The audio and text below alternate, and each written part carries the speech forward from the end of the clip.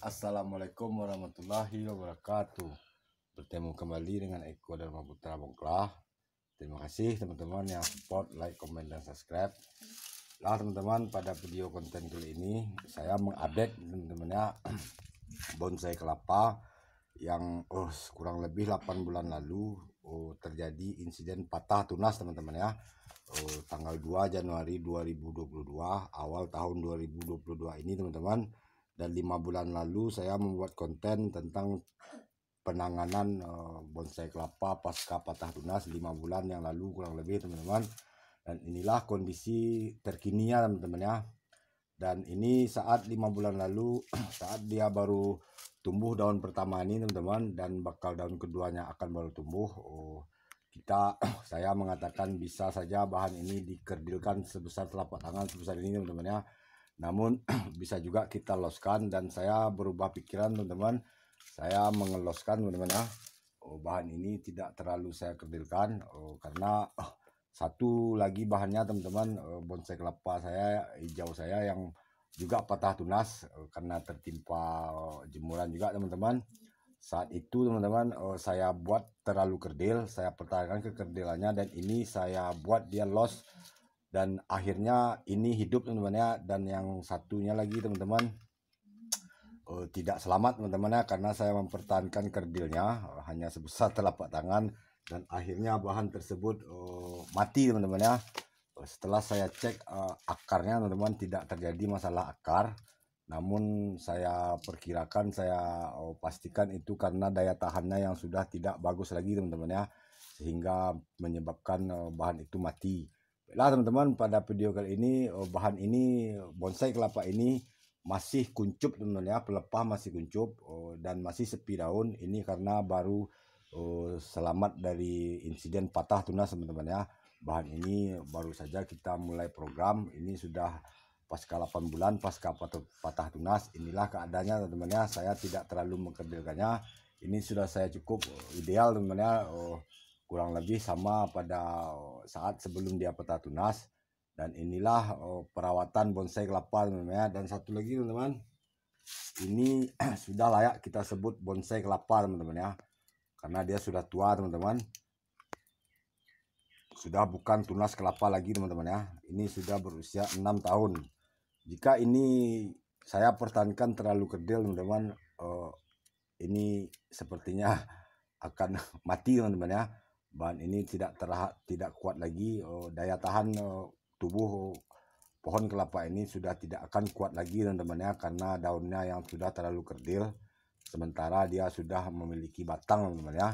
Kecuali saat kita mengkerdilkan daun tunas kelapa yang masih tunas teman-teman, dia masih disokong oleh nutrisi bawaannya, yaitu tempurungnya teman, isi dari tempurungnya itu bisa saja kita kerdilkan. Namun jika kita membuat bonsai kelapa yang sudah menjadi pohon terlalu kerdil, itu akan rawan mati teman-teman ya. Sedikit saja terjadi kesalahan dia langsung mati teman-teman ya, karena daya tahannya yang sudah tidak kuat lagi. Ini kita rawat teman-teman, kita bersihkan dulu sisa-sisa pelepah ini, sisa-sisa pelepah yang sudah kita pruning. Inilah teman-teman pasca patah, ataupun ini sama dengan tebas ekstrim teman-teman ya. Bonggol sudah dipastikan akan menciut teman-teman ya.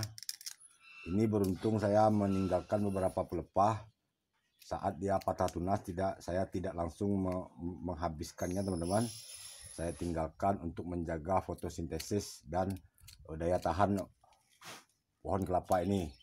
Ini teman, kita bersihkan pangkal pelepah yang sudah mengering ini agar kita bisa membuatnya mekar teman-teman ya, dan kita lakukan side ekstrim. Inilah side ekstrim teman-teman ya. Bahan ini tidak mesti kerdil teman-teman ya. Ini jika kita buat kerdil saat dia patah tunas bisa saja teman-teman, itu tergantung keinginan kita teman-teman ya. Namun untuk dari pengalaman teman-teman, jika pohon kelapa yang sudah menjadi pohon teman-teman ya, bukan tunas lagi, jika dia terlalu kerdil akan berisiko teman-teman ya.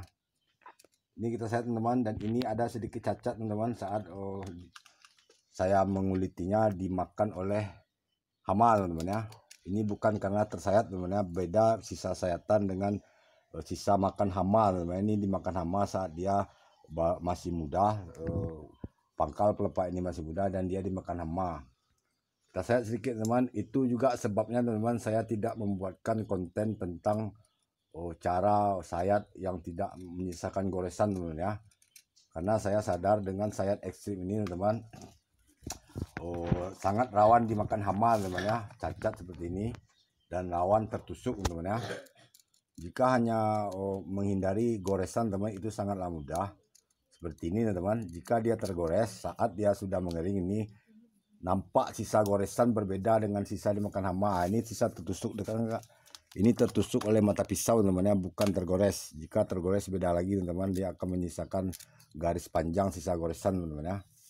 Oke teman, ini sedikit lagi kita sudah bisa kita mulai sayat ekstrim teman-teman ya. Kita buat dia sedikit mekar, kita kurangi tepian pelepah ini teman-teman, hati-hati teman ya, jangan sampai menggores.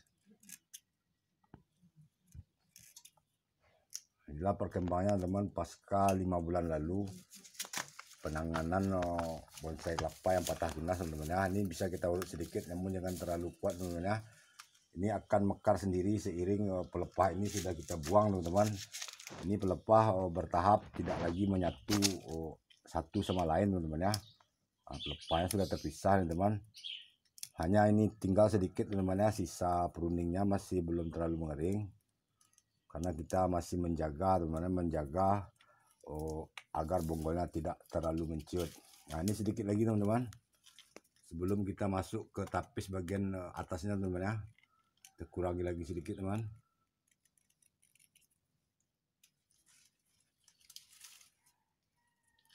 Oh ya, dan akar nih teman-teman, akar belumlah saya ekspos teman-teman ya. Ini banyak akar yang muda teman-teman, seperti ini akar-akar cabang dan akar serabut baru mulai bertumbuh kembali. Jika kita ekspos sangat rawan teman-teman ya. Ini kita beri urutan sedikit teman. Ini kita sayat teman-teman ya, kita ambil ini sedikit. Namun ini belum terlalu ekstrim teman-teman, karena pelepah ini belum terlalu tinggi teman. Dan pucuk terbarunya juga baru akan nongol teman-teman ya. Jika kita habiskan saat ini, tapis ini hingga ke dasar, pelepah ini masih pendek, masih terlalu pendek teman-teman ya. Kita mengambil ukurannya sama dengan pelepah yang ketiga ini teman-teman. Untuk itu ini kita sayat ekstrimnya hanya separuh teman-teman. Sayat ekstrim bukan sayat yang brutal teman-teman ya. Nah saya katakan sayat ekstrim ini untuk mengontrol pertumbuhan daun teman-teman ya. Sayat ekstrim bukan untuk mengkerdilkan daun teman-teman ya. Namun sayat ekstrim bisa mengkerdilkan daun, namun tidak hanya mengkerdilkan daun teman-teman. Seperti ini teman-teman, kita sayat ekstrim.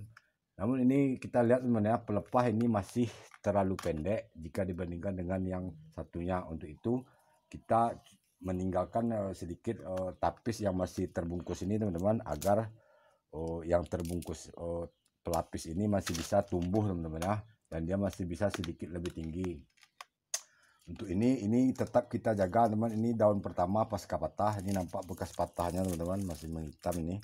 Ini tetap kita pertahankan sementara teman-teman ya, sampai bahan ini betul-betul sedikit rimbun teman-teman, minimal 4-5 daun. Ini pelepah sudah bisa kita buang. Namun untuk sementara ini teman-teman, bahan ini pelepah yang rusak itu kita pertahankan dulu sementara teman-teman ya.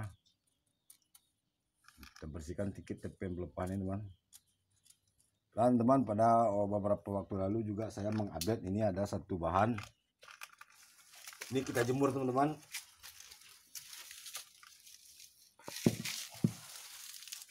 Itu sepertinya tidak perlu diikat teman-teman ya, karena belum terlalu ekstrim kita menyayatnya.